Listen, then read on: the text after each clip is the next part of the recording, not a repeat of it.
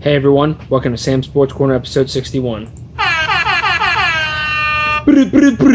Alright guys, let's get right into it. Let's start with a little college football. We're going to stay with college football a lot because there's a lot of big things going on.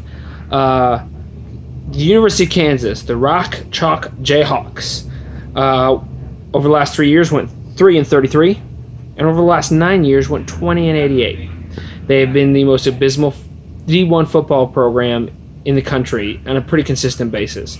Well, they have hired none other than the Mad Hatter Les Miles, and this could not be a better fit for either of them. First off, Les Miles doesn't have to play Alabama, so he's going to win a lot of games. Second, he can basically do no wrong. If this dude breaks even every year for 10 years, they'll put his fucking statue up outside with a top hat and a 9 5/8 or 5/3, whatever sticker on it. I'm telling you, the Mad Hatter has found his home because he can literally run a trick play every single play, which we all know he loves to do, and they'd be in a better position to get a first down than they would if he ran the offense normally because their school is that bad. So congrats Les Miles for getting a job and for finding the perfect spot for him. A team so abysmal that it doesn't matter how insane he is, how risky he is, he's still a winner. Next, last week, Bama played the Citadel. Everyone thought it was going to be an absolute blowout, and it was by the end. The first half, though, ended with a 10-10 tie. If a game was 30 minutes, that ended in a tie. After their first touchdown on a long pass, Citadel tweets at Mississippi State and at LSU and says, "That's how you score a touchdown, take notes." Shade. Throwing shade, the definition of. At the end of the game, they lost 50-17, so they still got their ass whooped just like everybody else.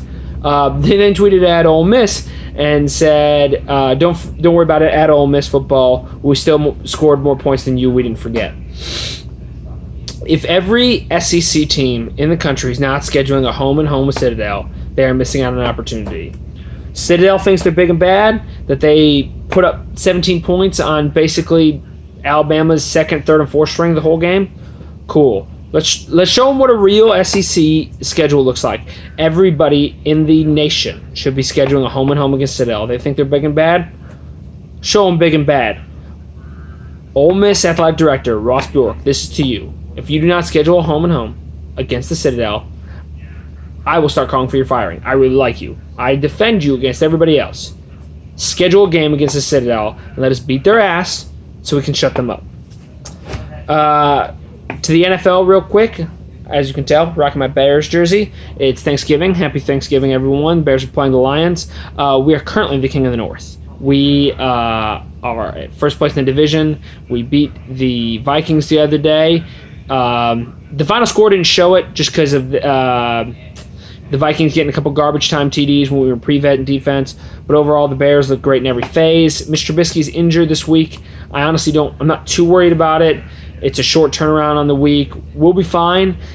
We just got to keep doing what we're doing, and I think we'll make a playoff run. Next, I'm going to put on my tinfoil cone hat and go straight into conspiracy mode. Ole Miss versus Vandy this last week. Overtime game. It should never happen. Ole Miss in regular time got inside the 25-yard line 9 times. And I think got 2 touchdowns out of it. Whatever. We were trash in the red zone all game. However, in overtime, Vandy scores a touchdown. We go down. We score a touchdown. So it's called on the field.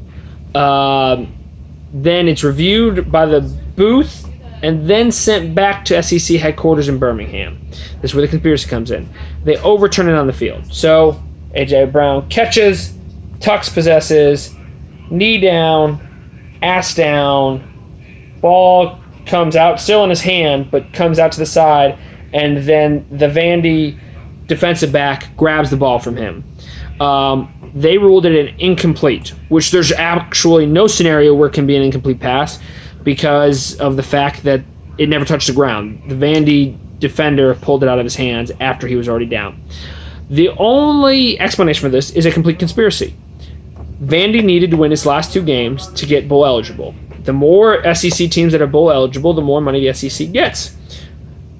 The SEC office screwed Ole Miss out of that touchdown to ensure Vandy win, to ensure they would get a bowl game, because Ole Miss is ineligible for a bowl game this year. So we got cheated out of this win and the Texas A&M win. I understand that score looked bad. Once again, garbage time TDs. We were screwed over time and time again by the refs in that game. And I'm telling you right now, it is because the SEC needs those teams to go to bowl games so they can get more money. I'm going full Hershey Kisses hat on this. And Sankey, the SEC commissioner, needs to be investigated. And when he's found guilty of these crimes, he needs to be burned at the stake. Yep, I'm going that far. Burn him at the stake with the witches and the traitors. I tar and feather him. I don't care. This is collusion and conspiracy. Moving on, we've only done one of these before. It's a Wifey of the Year award. Kate Upton is our previous winner. Shout out to the beautiful Kate Upton. The wife of Tom Herman, coach of Texas, Michelle Herman. So remember last week I talked about Zach Smith, the guy who got fired from Ohio State for hitting his wife, was tweeting all about Tom Herman being a scumbag, cheating on his wife, blah, blah, blah. So Zach Smith tweets out these text conversations between him and Tom Herman where he calls him a snake and a scumbag and a snitch and blah, blah, blah. I'm going to expose you. You're trash, blah, blah, blah.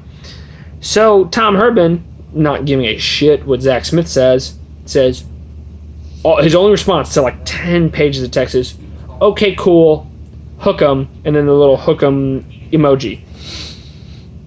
So that's the background story.